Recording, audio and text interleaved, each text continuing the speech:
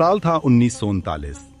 दुनिया दूसरे world war की तरफ बढ़ रही थी, लेकिन खुरासान के दीनी शहर मशहद में एक छोटे से घर में इतिहास की एक और करवट लिखी जाने वाली थी। अप्रैल की 19 तारीख को एक दीनी परिवार में दूसरे बेटे ने जन्म लिया।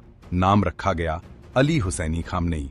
उनके पिता सैयद जवाद खामनेई एक मामूली इस्लामिक स्कॉलर थे जो अजरबैजान के कामिनेह गांव से आकर मशहद में बसे थे।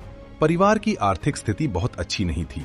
खामनेई ने खुद बाद में याद किया कि उनका बचपन गरीबी में बीता। अक्सर खाने में सिर्फ रोटी और किशमिश हुआ करती थी। दीनी माहौल में पले बड़े अली की शुरुआती पढ़ाई कुरान से हुई। मात्र 4 साल की उम्र में वो घर पर ही अपने बड़े भाई के साथ कुरान पढ़ना शुरू कर दिया था। इस्लामी शिक्षा के प्रति उनका लगाव ऐसा था कि महज 11 साल की उम्र में वो एक दीनी स्टूडेंट यानी तलबा बन गए। अपनी शुरुआती इस्लामिक पढ़ाई मशहद में पूरी करने के बाद ज्ञान की प्यास उन्हें ले गई नजफ, इराक और फिर ईरान के दीनी केंद्र कुम। साल 1958 में 19 साल की उम्र में वो कुम पहुंचे, जहां उन्होंने उन्नत इस्लामी शिक्षा ग्रहण की। कुम में ही उनकी मुलाकात उस शख्स से हुई जिसने उनकी जिंदगी की दिशा तय की। ये वो दौर था जब आयतुल्लाह खुमैनी ईरान के शाह की नीतियों के खिलाफ आवाज उठाने लगे थे। 1962 में खामनेई ने खुमैनी के आंदोलन को अपना समर्थन दिया। 1960 का दशक खामनेई के लिए संघर्ष का दशक था। शाह के खिलाफ राजनीतिक गतिविधियों में शामिल होने के कारण 1963 में उन्हें पहली बार गिरफ्तार किया गया।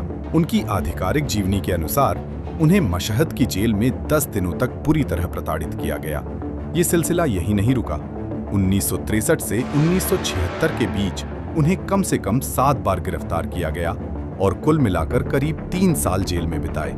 इस दौरान उन्हें देश के सुदूर इलाकों में नजरबंद भी रखा गया, लेकिन जेल की यातनाएं और सावाक का आतंक उनके हौसले को नहीं तोड़ सका।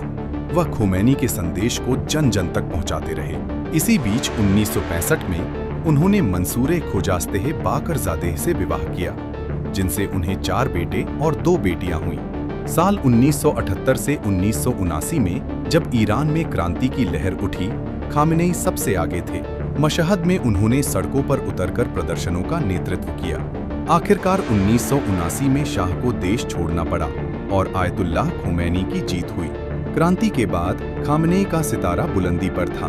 वह इस्लामिक रिवॉल्यूशनरी काउंसिल के सदस्य बने और फिर उप रक्षा मंत्री नियुक्त हुए।